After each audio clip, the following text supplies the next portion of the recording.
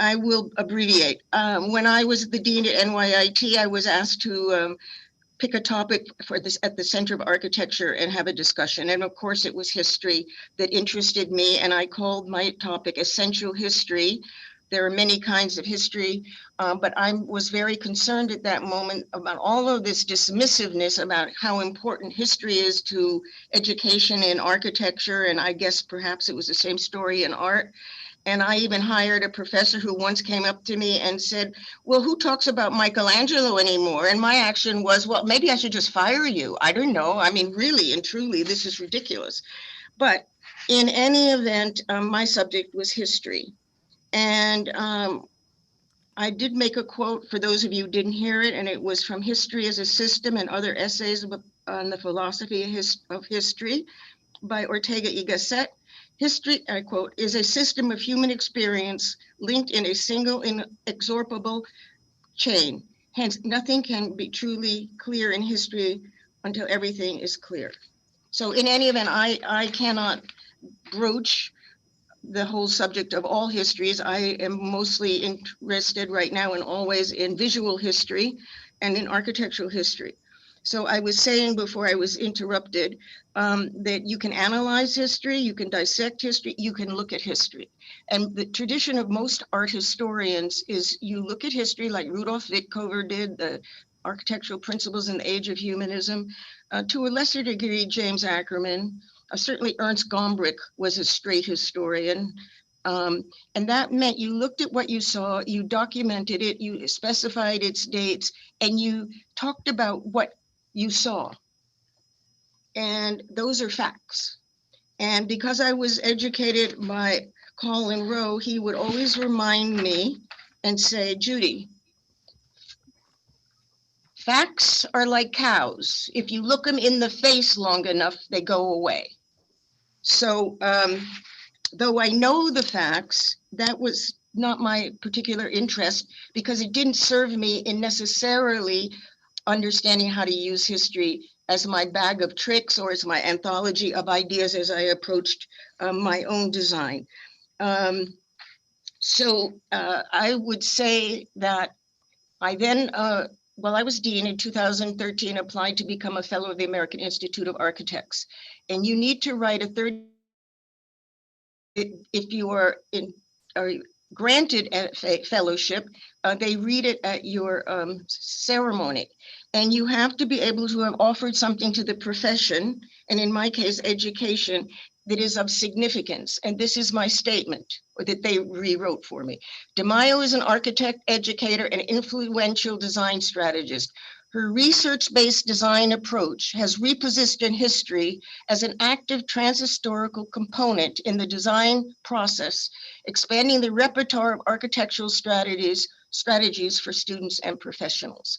So the name of this talk is Essential History, Using History. And with that said, I decided I would start my talk because I'm basically addressing this group of students who will be going to Rome and this summer. And this is my first comment. Sketching is essential. Have a sketchbook in hand and a pencil with a soft lead or forget about it. Sorry, that's the fact. That's a fact. And you need to have a map of Rome. These cell phones don't do you any good because they only show you the teeniest piece of something. Per favore, è insopportabile. I have all these people talking in this talk. Anyway, the phone doesn't show you the full picture of how a city's laid out, its north and south orientations. So you really need a sketchbook and you need a map of any city you go to and a soft pencil. So this is a piece of advice directed specifically, well, to everybody, but to the students going to Rome. So on that note, I decided I would switch slightly how I began this talk. And I've always been interested in writing a book on people's desks and sketchbooks. The desk that you see with the chandelier in it is the desk of Sir John Soane, the Regency architect in London. How elegant, beautiful furniture, chair. Looks like his table is from the 40s, but that couldn't possibly be true. The one below it is just a series of sketchbooks. I'm not sure whose they are, but worn and used. The top left, my left, where it looks like there's an artist at work. I believe that to be Louis Kahn. It could be Corb, but I don't think it is. And the desk is sloppy and messy, and it has color, and it has all sorts of things to mush color. And the desk down below, he must have taken a picture because he certainly can't draw because there's too much on it, is the desk of Jose Plečnik, the great architect who built the great royal palace, the gardens and buildings in Prague and Ljubljana. And if you don't know Plečnik, he's quite extraordinary. But it's very interesting how people keep their desks. Mine goes from excessively untidy, and then I look at it and I have to reorganize it so it can go untidy again. So you need a sketchbook. There's no way around it. And these people are creative. You can't be creative without using the hand and the brain together. Then I show Lou Kahn. There are many kinds of sketching. There's Kahn. The sketch above him is his designing, and you draw over and over and over on yellow tracer in your sketchbook. You're thinking. These are thinking sketches, and I think that students have to be encouraged to do more and more of this when you're, even if you're not designing, but as you're walking and looking. Then he has sketches here. He's showing the Piazza in Siena. And he's showing it as basically a shadow drawing. And he's thinking about shadow and the ground plane, et cetera, et cetera.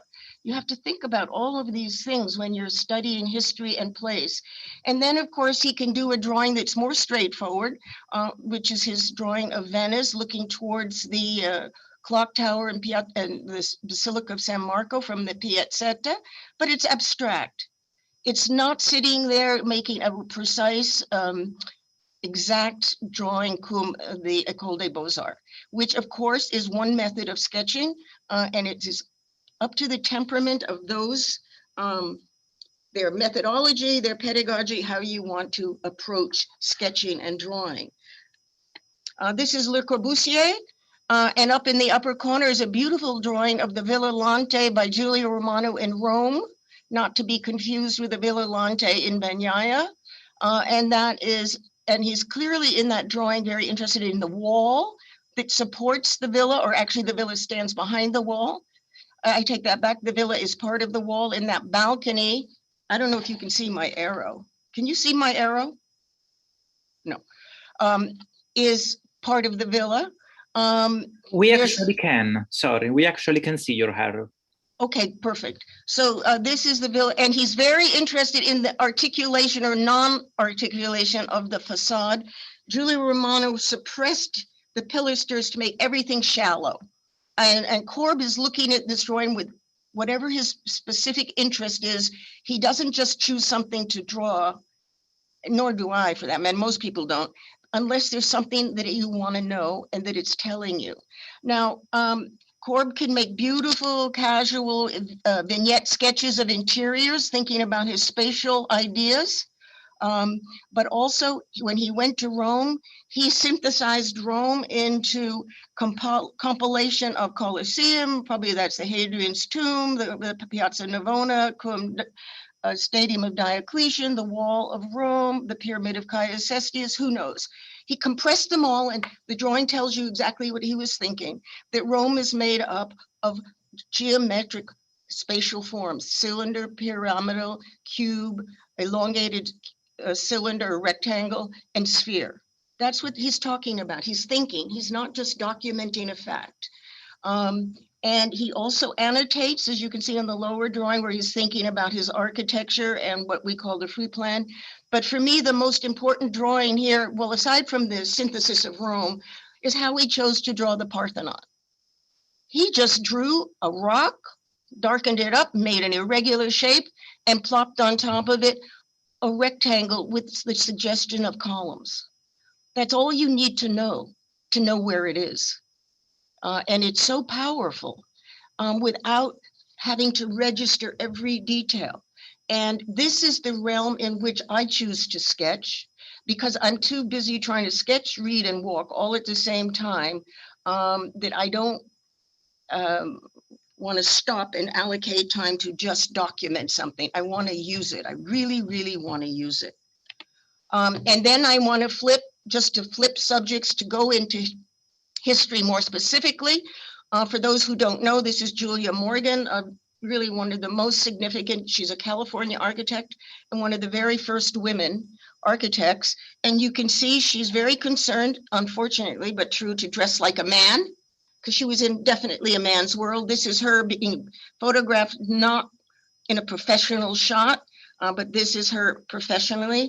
And what's interesting is there's her desk. She's a really tidy one. I got to tell you, my desk never really looks like that, but there's her scale, there's a curve. It's probably a setup, but nevertheless, that's her desk. That's where she thinks. And I show this to show you that her hand could do Beaux-Artian drawings. It could do more sort of sketches. This is Hearst Castle in San Simeon for Randolph Hearst. It's incomplete, doesn't matter. It's telling her something about his request. And there's this incredible building, which I have never seen, which is a William Randolph Hearst retreat of San Simeon in California called Windtune. And the scheme and the client's directive programmatically was a Bavarian retreat. So she had the facility to do many things, not just one thing. And it depended, of course, on the client. She learned in the School of Beaux-Arts. She then found herself, luckily, with a very, very wealthy client who had his own set of ideas. This is, for those of you who don't know, there's Julia Morgan with the microphone. There's Julia Morgan's very straightforward hotel in, I think it's the Fairfield Hotel in San Francisco. There she is with her client, William Randolph Hearst, discussing Hearst Castle. And then, of course, there is the incredible indoor swimming pool. There's an outdoor pool that is very, very Roman. I'm not as interested in it as I am in this one. But in this lecture, for those of you who I'm talking to about history and particularly Rome, the interest is in influence of clearly, whether this is an outdoor pool, this is a reconstruction of a Roman bath based upon a footprint of the remains of Roman baths, the ribs, the giant space, the ribs, the giant space. You cannot really, I believe, be able to design without knowing history, not as a fact, and certainly not to copy in my mind, but rather to use and synthesize. And in this incredible swimming pool, it's 12 feet deep, the whole thing. It's all blue mosaic tile with gold, actual gold leaf pressed inside of the glass and tile. And the lanterns themselves are marble with alabaster light fixtures. This might as well be an ancient Rome bath. It's conjuring something from history, derived from history, but not explicit. And that is what the basic essence of this exercise or this lecture will be. I cannot focus in detail on everything. I can only bring up certain points. I'm going to show some more architects, and then I'll show some of my own work to show how I've used history, just as Kahn did, Julia Morgan, Corbu, McKim, Stanford White, you name it. So here's Kahn up there in his studio. And I'm showing you all the way to the right. On my right is the Exeter Library in Exeter, Massachusetts at the Exeter Academy. And to the right, of course, is a detail of the Domus Aurea in Rome. And Kahn, what I want to say, Kahn took his shapes, his forms, from what he saw in history. He was profoundly impacted by Roman brickwork that you see here. When you enter the Domus Aurea, there's these bearing walls that are incredible brick. The influence in brick you see here in his School of Management in India. The configuration and the figural shapes he finds in not only in Rome, but in India. This is in Jaipur. It is the Raj's astrological park, where the Raj created these incredible instruments to read the sun. It is phenomenal and it is beautiful. And of course, Kahn did the School of Management there, and he went on to Bangladesh to do the parliament. These shapes, these forms extract some content of place that become highly important to him in the vocabulary and the language that he uses in, let's say in this case, India. In this case, we're inspired by the same form. This is concrete, of course, but the exterior is all brick. This form half of this sphere is the complete circle. This is an incredible other instrument in this park. It's a sculpted out sphere, cut into the ground, and it's an instrument for measure. And it's a figural shape that you see inspired him as well as Corbu. This is Kahn again, and I show this sketch because I think, like the Acropolis sketch by Corb, it's magnificent. It tells me all I really need to know. I didn't write on the name of this, I'm sorry, I didn't write on all of them. It's the Huerva Synagogue, and that's Huevra, synagogue. It was never built, it was commissioned for Jerusalem, and how incredibly magnificent. The synagogue of Huerva Khan, the rift in the valley of Jerusalem, the Dome of the Rock, the stronghold of the Muslim religion, in contradiction and in dialogue. That drawing is beautiful. It's not detailed. Who cares? I don't care. I understand that's the Dome of the Rock. And that's what is important to me, and that dialogue with the church. For me, that's thinking. These are pictures of the model. These are pictures of the model, of looking at the Dome of the Rock, and the synagogue would be right here. This is a reconstruction of the synagogue. I wish it had been built. It would have been incredibly beautiful in terms, for me, of the mass and also the quality of light. This is this incredible plan of the synagogue. And then you can see here, he makes a point of showing in construction of buildings, not this one, this is Dhaka, but I put it here, utilizing in his purposefully the figural astrological instruments at Jaipur. He's using history. He's using history. He's making a dialogue. He's abstracting history into his own interpretation of what it can become in his own creative process. And then, of course, I wanted to show this. I'm dwelling on Kahn today a bit, to show the incredible Kimball Art Museum in Dallas-Fort Worth, or is it Fort Worth? No, Dallas-Fort Worth. It is, I think, one of the great buildings in history. It shows you, I am showing you a Roman bath, a diagrammatic image of a Roman bath. It's an engraving from an earlier period. There's the Kimball, a series of barrel vaulted spaces that become the museum. And there's an interior view seeing how the vaults become also utilized to bring light into the space, and also natural light and also artificial light. But it is this connectivity, this sort of thermal bath complex, if you will, that becomes an inspiration from looking to the past.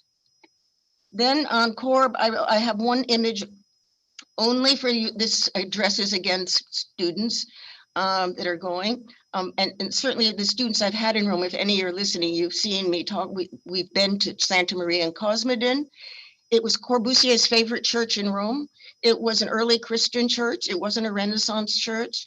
And when you go to Rome, most of the frescoes have been washed off the walls of the aisles. And the light that comes through the clerestory windows creates incredibly beautiful shadows on this white stucco wall surface, of course, which Corb would be drawn to in his modernist sensibility. But what he was so also interested in this church, well, besides the light and the shadow, would be, if you look here, he's purposely drawing against the column grid in the back. There is a line of that wall that slides through that row of columns, much as he started to do in his organization of the free plan, where the structural column grid would allow for walls to slip and slide because the floors were held up by the columns, the slabs were held up by the column. The other important thing to him was the furniture.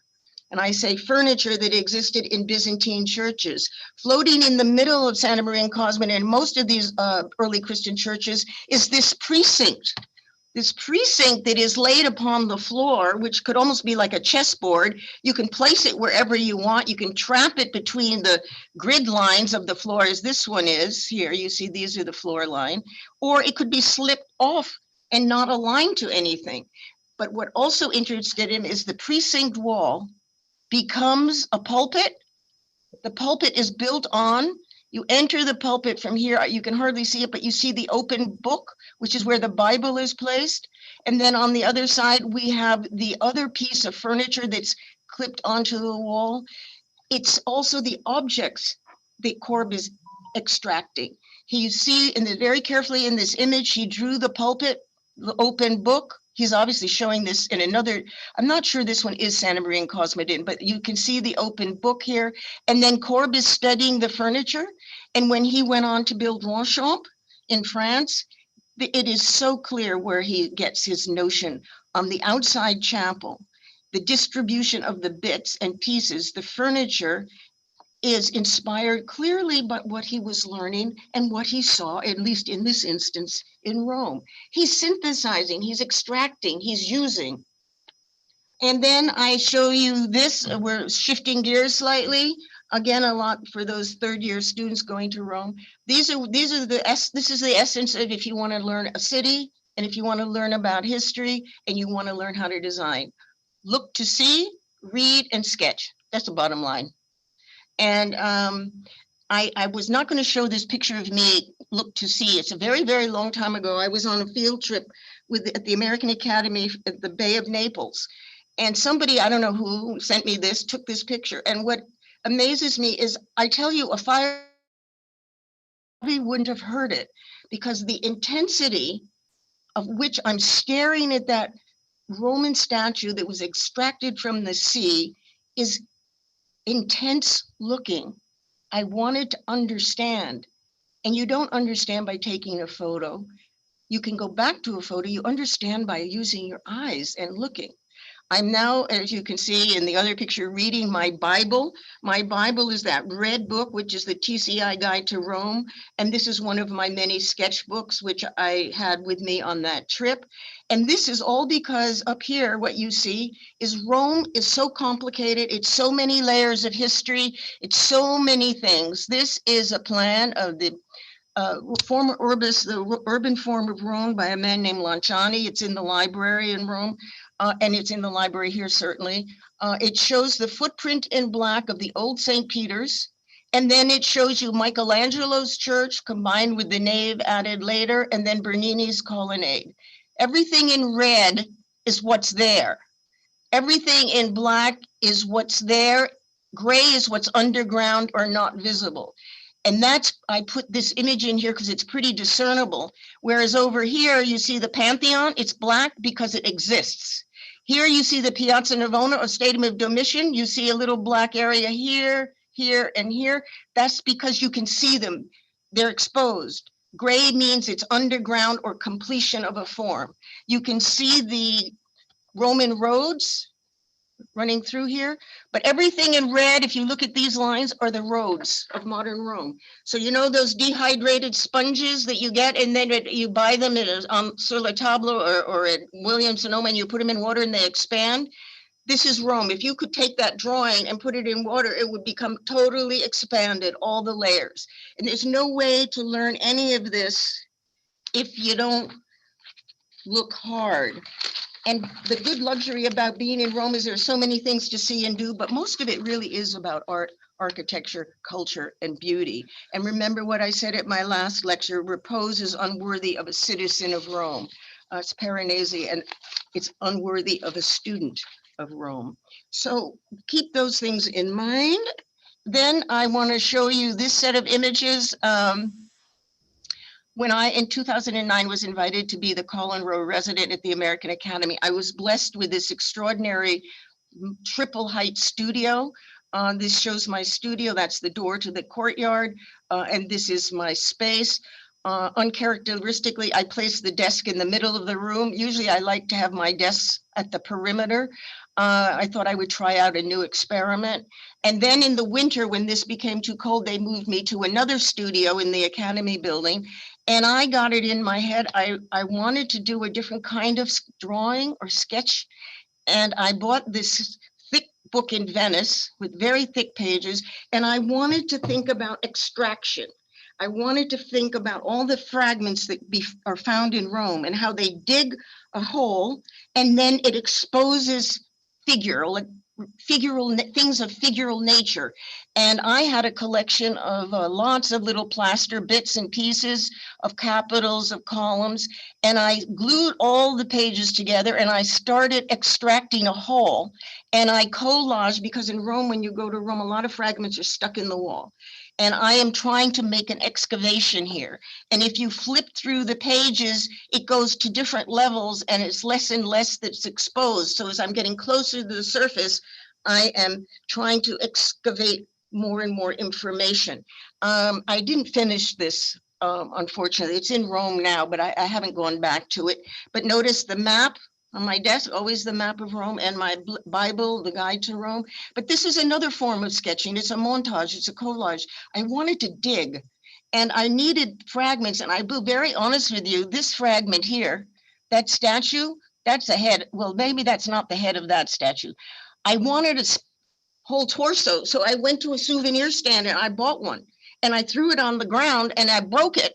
And that's how it broke. And it suited this intention of wanting to excavate torsos, heads, bodies, anatomy, architectural friezes, etc., etc. So this is a way I wanted to try and use extraction and use these objects and utilize them in some way. Then I show you 2 pages or pages from sketchbooks. The upper sketches are sketches done in Rome. And actually, that's not true. These are done in the Bay of Naples in this incredible place called Baia. And like I said before, these are the kind of sketches I'm interested in because I want to understand and I want to use it when I can. And I also want to understand, I'm sorry, this thing, double layers. This is a nymphaeum or a fountain, and I wanted to suggest that that's the channel for the distribution of water. This was an incredibly beautiful, incomplete column capital. Here, I always like to draw the plan, and then I like to make the section below. So I have an understanding. If I can, I'll throw in a quick vignette perspective. As you can see, here's another nymphaeum here. And here is a sequence of drawing. That's a section, let's cut off a plan, another section of the war. These are the things that I choose to replicate, to draw, because I need some, it's my anthology of ideas. And in the bottom, I show it because this is, I'm in, of all places, Libya in 2000. When was I? 2008, I was in Libya, and I'm at a site and I'm showing the ground plan of the site. I'm showing a vignette.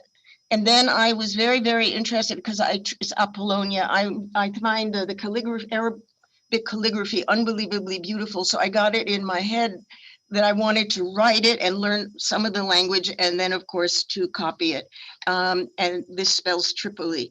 So that somehow ended up in a page of my notebook. So it isn't focused only on the picture, it's focused on the place.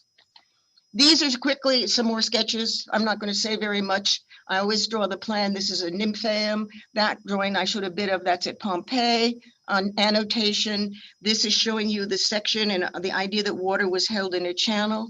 I also like to draw the outline or the site plan. This is at Trajan's, this is at the port of Trajan out at Ostia. It still exists, that polygonal shape. And these are simply this is the Pont de Gare actually in France, but sketching takes on all forms. The one on the top is of a fresco in Oplantis. And then I want to switch gears for all of you. I don't know if you can see the top because there's all this stuff in the way, but it says trebiation and flatness versus arcuation and protuberance. So I'm asking you to bring this in, and this is because we all have a predisposition and sensibility. We all are drawn and gravitate to certain things. Creative people always do. Michelangelo was obsessed with trebiation and flatness, off, and pilasters. And columns, as you see there, are always with Michelangelo caught in the plane of the wall, as if they're excavated from the same block the column is. There is nowhere you will find Michelangelo with a freestanding column. It doesn't exist. The columns at the Laurentian Library are in the plane of the wall. The only, nope, not even St. Peter's, because he made it a centrally planned church. And there's this disposition of aggressive gridding and flatness. That's the elevation. This is the plan of that loggia. And this is the view into the loggia. Now, this is the architect Sangallo, and this is truly one of the most beautiful entrance and drones you'll find in Rome. This is in the Palazzo Farnese, and it's really magnificent. And this is an elevation of it. It's about protuberance, and art was trebiated, but arcuation in the niches, the roundness and the round form excavated from the wall. And this is arcuation and protuberance. And this is his plan of that. This is that image there is a section, it's the ceiling and the ground paving, and the rotundity of things, and then the view. Two completely different sensibilities. And they're both astounding, but they are derived from a way of thinking and looking. So for me, yes, I know what they are. I can tell you when they were built. I can tell you who the architect was, but I need to use this information in my brain when I'm confronting a design problem. And that's how I, at least in looking, use history. Then I show you this image only to remind you that Michelangelo wanted to be only a sculptor. I showed this image, I think, in my first talk, maybe not, where he's extracting form from a block. And what if he couldn't do it in paint, in sculpture? Well, when he was commissioned to do the ceiling to subvert his power in sculpture so he wouldn't be outshine Raphael and Bramante, they told him, go paint the ceiling. Well, okay, he painted the ceiling, but he was going to do it his way. He simply transposed marble into paint and sculpture. And I show this image, it's not Michelangelo, it's in Verona, but it's by San Michele, actually, who started out as a stonemason. But look at how these incredible abstract balconies are not even able to really hold up that mass of stone, but how they're being squished and pressed to come out like sculpture. So these things, I look at that way. I'm saying that's telling me something about mass and weight and pressure, and how does that affect my own architecture and your architecture when you're thinking about using history. It can be Paris, Rome, Istanbul, wherever. Now, I show you this. I'm going to throw this in because it's just one more thing to remember. Triangulation and I think there's something blocking this thing up there. But it says triangulation and perspectival readings on the vertical surface. I think when my students who are listening, if any are, who've been in Rome, they're so tired of me talking about triangulation. But triangulation is something not only found in paintings. Here's the School of Athens by Raphael. We construct the cone of perspective. You're all taught perspective drawing in Rome and here. And you build up to a vanishing point and you populate the ground plane, the foreground, middle ground, and the background. This is the middle ground, foreground, and background. Well, this concept can exist just as much in the composition of surface in architecture. Here's the cone of perspective. If you take this cone at eye level and you tilt the cone up vertically, the triangle can be read on the surface. Now, here in the Laurentian Library, to give you an example, in the Medici Chapel by Michelangelo, look, there is the triangulation. And the point of deepest space is right there. So he takes the thing that's vertical and he kind of torques it and tilts it in just a little bit so that behind the head of the figure, it's flat, but there has to be enough room for his back end. And so he sculpted out the niche even deeper. So it's like the figure's being dragged into the depth of the wall, but being pushed out. And then the other thing, and that is a sculptural triangulation, but using the notion of deep space, but he's creating the illusion of deeper space and simultaneously shallow space, because the head is looking that way and the knee is jutting out of the niche, is following the line of one of the statues. So it comes out of the surface of the wall. And in this instant, San Andrea by Alberti in Mantova, I was taken there by Colin Rowe on the Venice Summer School, and we sat in front. I've told many of you have heard this. We sat in front of it and he said, okay, so tell me what's there. And I said, well, there's a pediment and, you know, there are niches and there's an arch. And I happen to know from reading that you can read it simultaneously as a temple and you can read it without the pediment as a triumphal arch. So then he said to me, well, what is it that you see that is not there? So how do you respond to a question like that? And I didn't know how to respond. I said, well, they're stucco, forget it. Okay, they're niches, you see those don't count. And he said, look carefully at all of the capitals of the giant order. This, if you read the capitals across, but this capital's composition is somewhat different than the two inboard ones. The composition of this one with a volute is the same, but in miniature version of those two. So your eye, once you're told that, not only reads from left to right across surface, it reads triangulation. And it reads that this is pushing you to the point of the door. And this becomes a warping of perspective and triangulation. This is really very critical in the composition of certain kinds of surface. And that is something that I didn't see, but is there. And you have to train your eye to see these things. Granted, you need assistance sometimes, as I did. So with all of that sort of background, I am now going to go quickly because I see it's already 1:45, but there were a few glitches here. I'm going to dwell a little bit on this project. I did it with a friend. It was a competition sponsored by UNESCO for the rebuilding of the library in Alexandria, Egypt. This is where the lighthouse was, one of the 7 wonders of the world. This was the peninsula, and the great library of Alexandria, the Roman times, was right on that spot. The site has a little building. This shows you our clay model. The peninsula, we built it back out. And this shows the site. And this view with the colossal order of columns is this wall here. And the primary building is cranked to align with the Great Lighthouse of Alexandria, or the site thereof.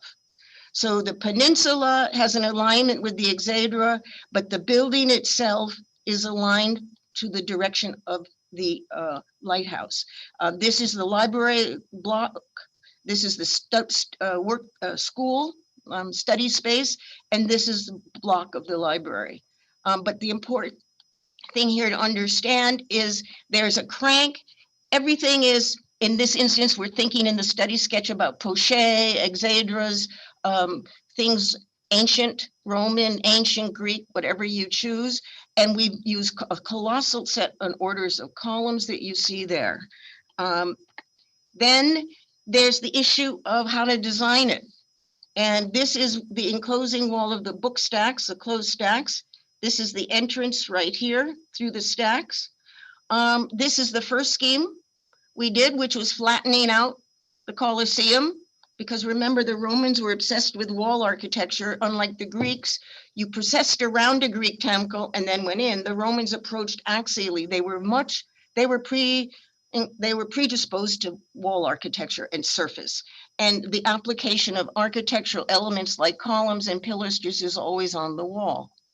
So, but we took and flattened it out and made our own version of the Colosseum with the post holes even.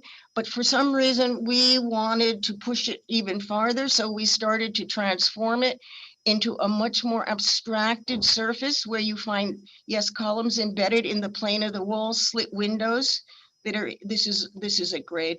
And then we decided we wanted to shift another system of grid on top of it, a lattice, so that it wasn't so static. This shows you this bar. I'm on the lower level, but this is it. These round great philosophers and writers of the time. And then this is to show you the section through this project, where this is the great library and reading rooms. This is the stack building. This is broken into the great reading rooms. This is the circulation, and this is the rare books room and the planetarium, all called for in the program. Note that our planetarium pressed up into the rare book room. I am a great advocate of the collision of the round and the flat for making tensions and dynamic. And this is inspired, of course, you can see the image of Schinkel section through a planetarium. You can climb up into the planetarium from the circulation zone and get into that building. But what's really also important are the colossal row of columns looking towards the lighthouse.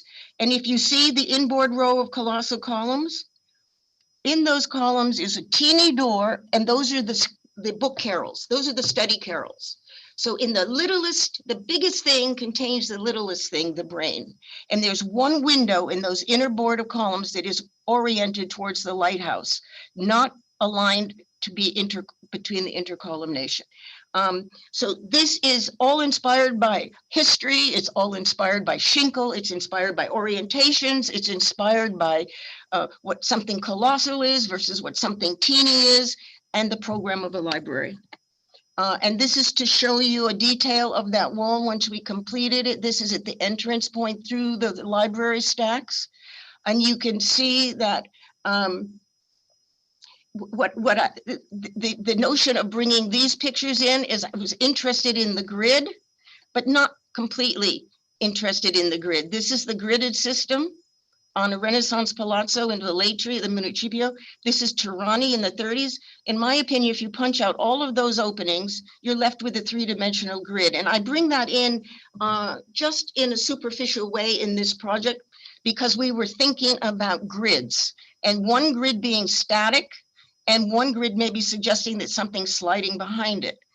Then when we look at the main elevation, entrance elevation, the planetarium, the rare reading book room, and circulation, and this zone here, well, of course, there were many things to think of, especially Roman columns in front of surface.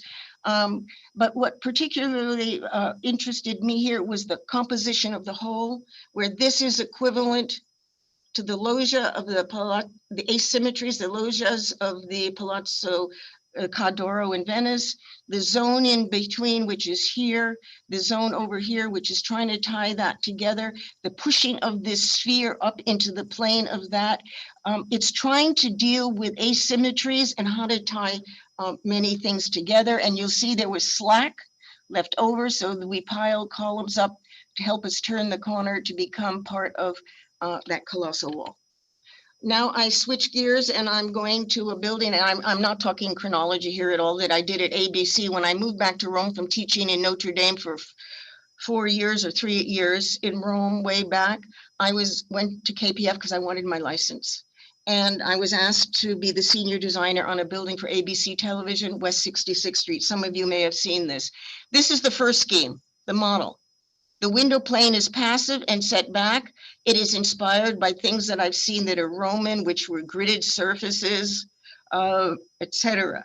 This scheme was rejected. They said it looked like a radio station from the 40s. So we went back, and I was, as the senior designer, was left with the burden of reinventing the exterior. And basically, I just simply said, what do I like? I like the different use of a different kind of marble. It's not purple, it happens to be here. I like the 3 materials. They told me we had to use yellow brick, no choice. I like the 1 granite and 2 granites, and I had the brick. So it simply got reconfigured in a very different way. This is the ground level. This is the first level. This is the second floor. 1, 2, 3, 4, 5. It reads as a figuration of 3. And this is because there was ABC Good Morning America studio there, and there was servicing here. So fortunately, I didn't need to have windows everywhere. But you can see the effect of pulling the plane of glass forward. It becomes much more taut. It becomes much more edgy, as they said. And then I composed a figural piece, all inspired really from that little piece of architecture in Lucca, where this incredible blank panel has these exaggerated droopy swags. Then the pediment is fractured and reaches up to them. There's a niche and a plaque at the bottom. Well, this device here, by Amanati, the blank plaque are the blank panels on the facade that are pushing down to meet what in this case is a pediment. They're the arms of the windows reaching up to grab the whole thing. And then at the bottom where the niche is in the Lucca piece becomes a recessed trebiated niche, and it has a blank panel in it. The other thing that became important to me is in Venice by Longena, this building attached to the Greek church is the thickening of wall surface to imply readings vertically and horizontally. And this is what you see here. This is 2 inches forward of the brick wall. So what I'm trying to do is, these are the sources. These are the anthology that I referred to figure out how to compose.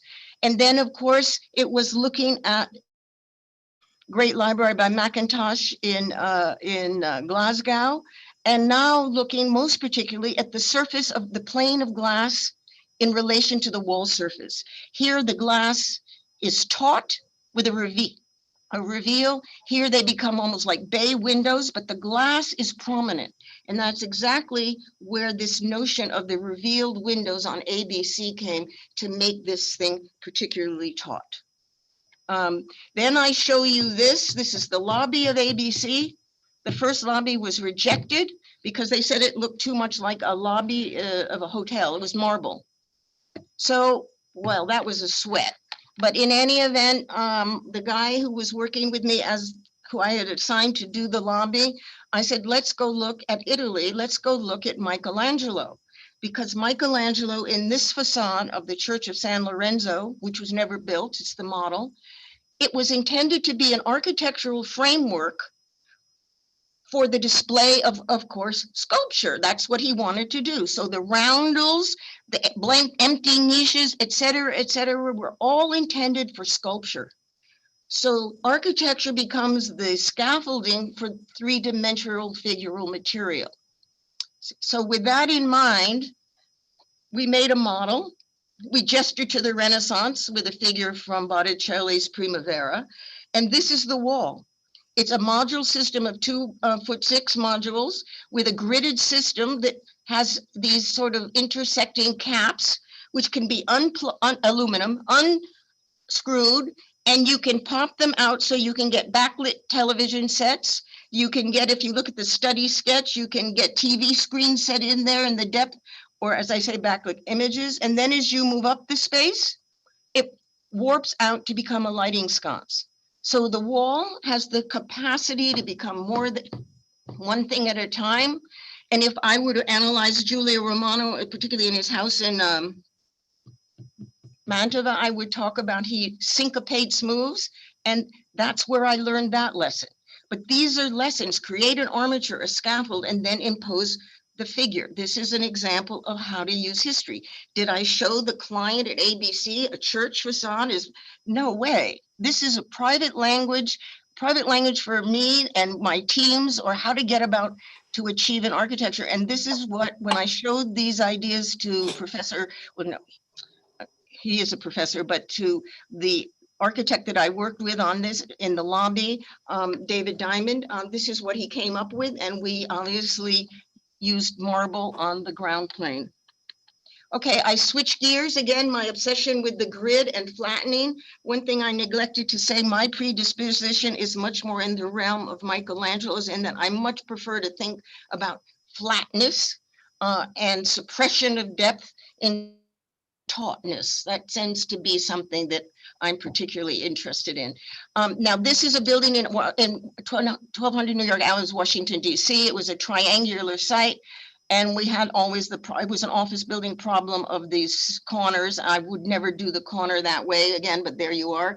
And this I show, it's a shadow drawing of one of the facades.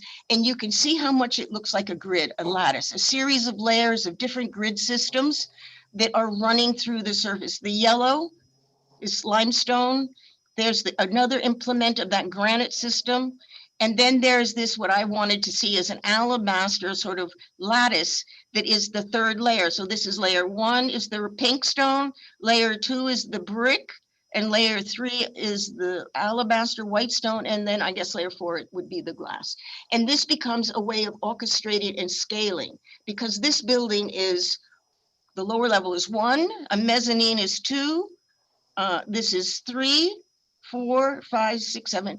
It's 9 stories high. And the figure, these are, and I put the bay, these are 2 bays. It reads as 1, 2, 3, 4, 5, 6, 7, 8 bays. But really it's 1, 2, 3, 4, 5, 6, 7, 8, 9, 10, 11, 12, 13, 14, 15, 16, because I've suppressed the rhythm of the grid, the pink grid on that surface. And all of this idea simply comes from 16th century gridded surfaces and modern 1930s surfaces. This is Tirani. What's important here, I forgot to say, what I learned, that this lattice or corset is raised up because in here is a barrel vault parallel to that space. So in order to make that be read as the double height space, the grid line had to shift up. So this gives you more wall surface, but by shifting the horizontal line up, these windows become, the wall surface is subsumed and there isn't very much around it, so it reads as a frieze. It's a matter of where the relationship of a grid to surface is that changes readings. Then I want to talk about, to show you, it's all about using history. I'm not dwelling on everything, I can't possibly. But this shows I was commissioned by Yale Properties when I taught at Yale to work. Tom Beebe and I were hired to renovate Broadway. And this shows I was given Urban Outfitters. I never had been to an Urban Outfitters, but in any event, well, I did go into one, but in any event, to see what they did. So in any event, this shows the facade of a lime, it's a schist stone and steel, and before it's glazed. Now look at that. You can see it reads as if these are punched openings, but this is plastic. The intention was to make an unbelievably taut, flattened surface. This is before the glass was put in. This is after the glass is put in. And my intention was to make as tight a surface for the show windows as possible. The dimension between the steel to the plane of glass is only 3/8 of an inch. It killed the contractors, but it worked for me. And this shows you some details of working drawings that I did. And then it shows you another thing. Since I had the freedom, I decided I had to learn Mies. I had to really understand Mies. And I went and got my steel manual and I looked at Mies's W8 by 24s, and the W8 by 24 within the space exposes the I-beam. From the outside, you see it as a taut surface. Inside, you see the three-dimensional figure of the I-beams. But it was an obsession to study this and make a flat wall. I worked on these in Tom Beebe's office in Chicago. I flew out there to work on these drawings, but I was determined to learn Mies myself. This is the building before the sign was put on, and there was a huge argument about the sign. And I said, you can't have a flat sign, and it needs a torque. It needs something to put a pressure or a twist of agitation on the surface.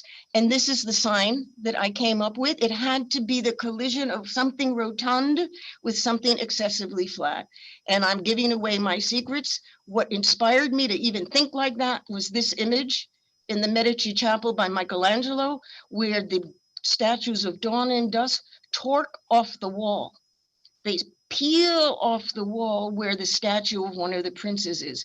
That image in my mind is the same as the image of that side view of the sign. I show you this. I'm sad this project never got built. This is in Perth, Australia. I was commissioned by a man named Ware Travelstead. I had done a project for him when he was a client at KPF, and they asked me to go work with them because the intention here was to build a very private precinct for rich Asians and Arabs that wanted to go gamble in Perth, and that everyone would have privacy. So you would enter in through here. This is the existing banana plantation house, and this was the site. There would be villas, two villas, but basically it was a duplex apartments. And what they wanted was complete privacy. So I have a reputation of being able to manage complicated section. So they asked me, so you come in here, you go to the plantation house, check in, whatever. Then there is a road here. And every single unit has its own elevator and own parking garage, and you can access it without going or seeing anybody, and you get into your own unit. So this one brings you to this court and that duplex. This elevator, which you don't see the bridge, brings you to an upper duplex. There are no windows in this model. It was a study model. And what I wanted to show you is Tom Beebe looked at it and said, Judy, I didn't know you liked Kahn so much. And I said, well, you know, I admire Kahn. You know, I think this is an incredible building. I'm showing you, it's the Parliament building in Bangladesh, which I went and saw and is one of the most astounding creations I ever saw. But in any event, you can see the figuration. This would have been of concrete of some form. I haven't pierced it with any window openings, but also the garden is on axes. Each of the pool, everyone has a little reflecting pool in their inner court of their villa. The way the system of the water system breaks down, I got from Chandigarh by Korb, looking at his plans. I did not show those images. And then I want to show again the use of history. That's all I'm really addressing here because I don't have time for more. I was commissioned by an art consultant to compose a wall for the display of 24 bronzes by a man named Gorfin. It was of the environment, high relief in bronze, and he wanted it to be on an outside wall. It's in Rye, New York, and he wanted his reliefs displayed. He's an art collector, and it's about 16 feet long, I think, the wall, and I'm slightly short on remembering how tall it is. But in any event, what came to mind? How to organize this? Create a scaffold for the display of non-architectural material. Simple. That's what basically, if you abstract and describe this facade at San Lorenzo, every roundel, everything was supposed to have sculpture in it, but it's also gridded. It has vertical and horizontal string course lines organizing the actual tectonics of surface. And this becomes literally a transformation of synthesizing this essence of what I see. And this is a study sketch showing you a plan and an elevation. And I'm purposely showing, if you can see this, the reliefs. Really, I'm making them very pronounced because I want them, they have to project beyond the plane of the wall. There's no way they could be held and captive in the wall. They have to be activated and animated so they're breaking free of the wall.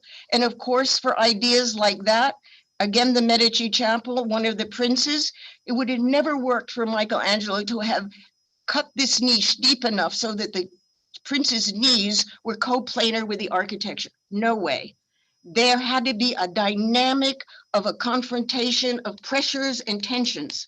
Plus, in this instance, the leg follows the line of the statue slipping off the sarcophagus. But these are the kinds of things that I take from history. And you can see here that these reliefs are projecting forward. And I also made the armature or the frame not touch the off sort of aquamarine background so that it would look as if the plane in the background was sliding all the way through. So there's a shadow cast. And there's the implication of a horizontal reed. But one final thing, these two plaques were smaller than all the rest. And that was really annoying. And then I implemented simply the notion, how do I identify this? I laser cut a plaque, the exact same dimension as this, flat. And the idea is that you get the lateral gridded reading of surface, but then once you pick this up, your eye by triangulation is drawn down to the sign. This is a reverse triangulation where you see this and this, but it is the utilization of triangulation, whether it's pulled up, flattened, or bent into space, implies some form of depth, be it shallow depth, intermediate depth, or deep space. This will be, I think, there's 4 more slides. I want to show you this. Again, you know, it's so frustrating with projects. This was never built. It was a university. I think some students have seen this, I think. The University of Ghana in Accra, and it was a neoclassical scheme built, it was classical, it was built by the English. And this is the main axis through the campus.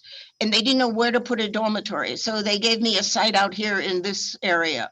And I was a partnership called E-Domus Africa with a friend of mine. She's a developer and I'm the architectural partner. But in any event, they don't have decent dormitories. They all live like 20 people in one tiny room, and they were trying to improve living conditions.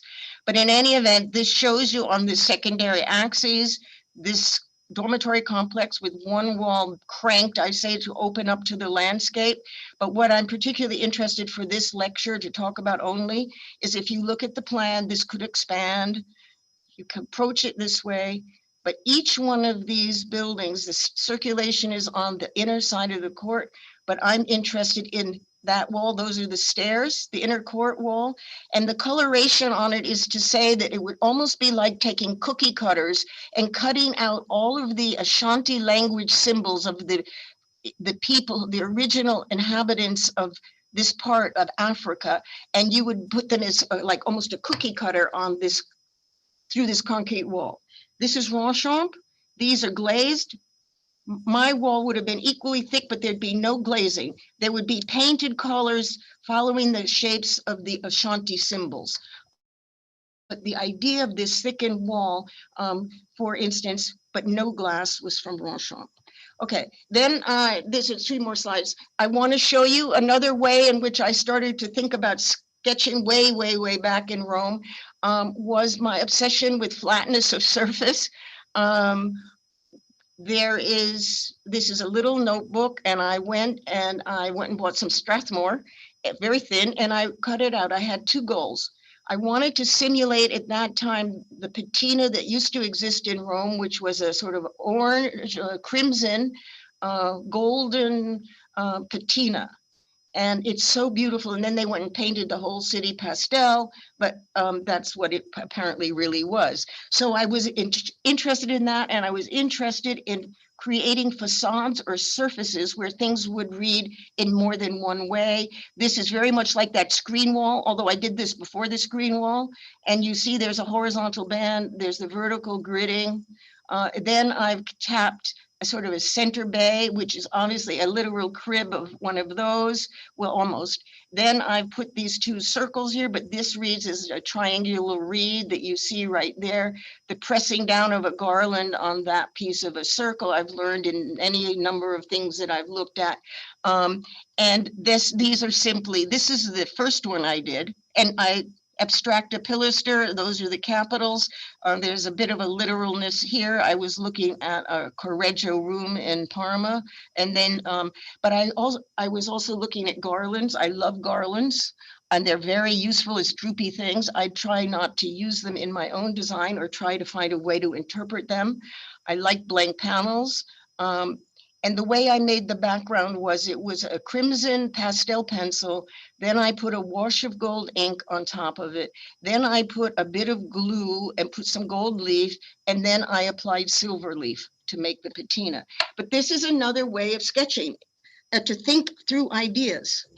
And then this is the second last, and the last 2 slides I leave you with would be this one. I always show it.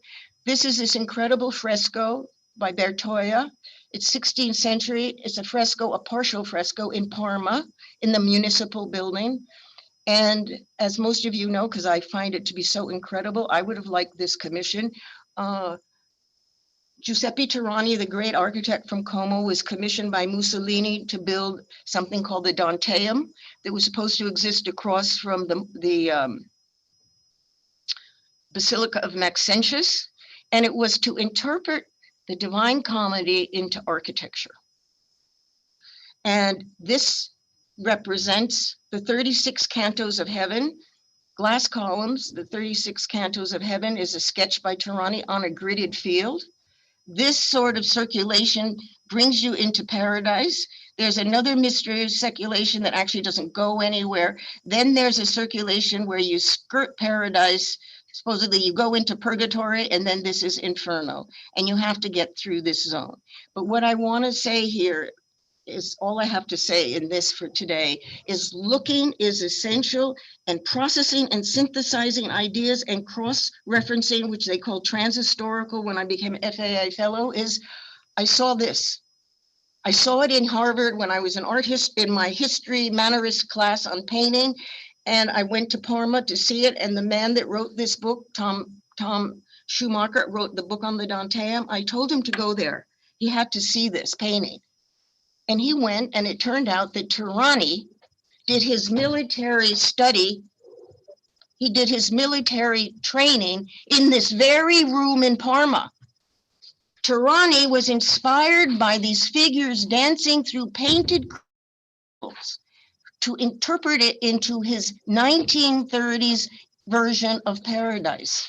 And I implore you, these are critical things to think and help you think past. And also in this instance, help somebody in his book. And he did credit me in the preface for opening up a whole new area of research for him in studying this. It was, I saw that painting, I said, oh my God, Tom, you have to go see this. It's how can one exist without having seen the other? And that was verification. Then this is the final slide that I want to show you. And I read my final, I'll read my, where's my thing here? Okay, I show this slide. I've showed it all. I show it many times. And this is a quote from Colin Rowe. Tell me what is there that you do not see. That's what he said to me in Mantova in front of San Andrea. And to be honest with you, I won't use the words. I went to myself, oh my God, I'm going to look so uninformed because I don't know what he's talking about. But in any event, he pointed out the perspectival read. And I learned that was one of those summer schools. And I learned how to see. It's not just to look, it's to really see. And I say often to students, what do you see between this and this? This is San Marco, the Lion of St. Mark's. And you look at it a long time. Some people see it immediately and some stare and don't ever see it. And it's how you start to see. The Lion of St. Mark always has under his paw an open book. And it says, Pax tibi Marcus, Mark Evangelista Meus. Peace to you, Mark, my evangelist. There's only one place in all of Venice where the book is not open. And it's over the gate to the arsenal, when the royal fleet would leave. And there, still to this day, is the book closed. That is the ironic side of the Venetians that I love. But it is also what I'm trying to point out is to look and see. Really, really, really look. Then over here, it might be a little macabre for all of you, but anyway, here's the Doge's Palace. It reads as harmonious in its rhythms, but note, there are two pink columns. If somebody didn't tell you that, you may notice them, you may not notice them, but it was the way in which to say there's something different that happens between those two columns and the rest, and it's not centered on the building. Nothing here is centered, by the way, maybe the windows. And it was quite frankly where the ex-Doge would be displayed, not as dead, but Doges, I know this sounds so gruesome, but hey, were blinded. They were not killed. So this is where they would display their Doge that they disapproved of. And these two columns become the framework for viewing. And finally, on this image here, I would show the Pantheon, because Rome is Rome. And I love, this is my favorite view, because you see the front row of columns read as an applied plane. But more importantly, for the purposes of this lecture and looking and history, you can see that the inboard columns are pink granite. And I'd ask you to excuse the end column over all the way over to my left, because that column had to be replaced because it collapsed. It should be a gray column. The columns on the outside are all gray. All the inboard columns of the Pantheon are pink. And why is that so? Because this made the front row appear as frontal. As you approach, this becomes hierarchically more important because it's distinct as the frontal plane as you move in axially before it choreographs to become part of the dance of the portico. Those are the things that you need to see. They're there, but you don't necessarily see them. And that's what I would encourage you to do. And finally, my last quote, I'm sorry if you've heard it before, it's from a book called Images and Shadows, written by Iris O'Rigo. She was a young woman, lived in a villa, a Medici villa in Fiesole, and was taught to go out and look at art and architecture with the great connoisseur who had a house called Itati and was at Harvard. Rigo, from her books Image and Shadows, was taken out by Berenson, and he told her the story of the god of bow and arrow. And he said, do you know this story? And of course she didn't. And in the book, she quotes, Berenson, the Indian chief, the god of bow, took his son into a wood and asked him what he saw. The boy said, I see a tree. Look again. I see a bird. Look again. I see its head. That's not enough. Look again. I see its eye. The god of bow and arrow said, then shoot. In looking, one moment is enough if the concentration is absolute. So that's my advice for those of you going to Rome about how to look at history for what it is. And do not misunderstand, I love architecture and art history, and how to use it for your own building of your own strength and resourcefulness. Thank you. Bye-bye. I have to get.